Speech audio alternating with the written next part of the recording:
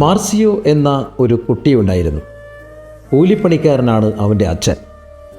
അവൻ നല്ലൊരു പാട്ടുകാരനായിരുന്നു. അവന് സുന്ദരമായ മുടിയുണ്ടായിരുന്നു. മുടി അഴിച്ചിട്ട് അവൻ പാട്ടുപാടി നൃത്തം ചവിട്ടുമ്പോൾ അവൻ്റെ പാട്ടിനെയും നൃത്തത്തെയും എല്ലാവരും കരഘോഷത്തോടെയാണ് സ്വീകരിച്ചിരുന്നത്. പെട്ടെന്നൊരു ദിവസം മാർസിയോ തളർന്നു വീണു. ആശുപത്രിയിലെത്തിയപ്പോൾ മനസ്സിലായി അവന് തലച്ചോറിൽ അർബുദം പിടിപെട്ടിരിക്കുന്നു.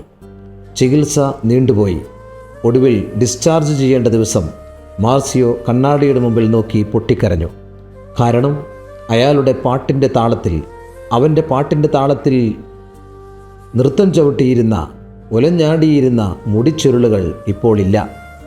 ഹോസ്പിറ്റലിൽ നിന്നും തൻ്റെ ഗ്രാമത്തിലെത്തിയപ്പോൾ അവൻ വീണ്ടും സ്കൂളിൽ പോകാൻ മടിച്ചു. കാരണം അവന് തലയിൽ മുടിയില്ല. പക്ഷേ ആരുടെയൊക്കെയോ നിർബന്ധത്തിൽ അവൻ വീണ്ടും സ്കൂളിലെത്തുകയാണ്. അവൻ്റെ ക്ലാസ് അവനെ കരഘോഷത്തോടെ സ്വീകരിക്കുകയാണ്. തല കുനിച്ച് ക്ലാസ്സിലേക്ക് കടന്നു വന്ന അവൻ സാവധാനം തല ഉയർത്തി നോക്കി. അവന് തൻ്റെ കണ്ണുകളെ വിശ്വസിക്കാനായില്ല. അവൻ്റെ ക്ലാസ്സിൽ ആർക്കും തലയിൽ മുടിയില്ലായിരുന്നു. അവരെല്ലാവരും തല മുണ്ടനം ചെയ്തിരിക്കുന്നു. മാർസിയോ പൊട്ടിക്കരയുകയും പൊട്ടിച്ചിരിക്കുകയും ചെയ്തു. നല്ല ചങ്ങാതിമാരായിരിക്കുക എന്നതിൻ്റെ അർത്ഥം മറ്റുള്ളവൻ്റെ പൊള്ളലുകളും അവൻ്റെ സാഹചര്യങ്ങളും ഹൃദയപൂർവ്വം ഏറ്റുവാങ്ങുക എന്നത് തന്നെയാണ്. വരൂ, നമുക്കും ക്രൂശത്തിനോടൊപ്പം യാത്ര പോകാം.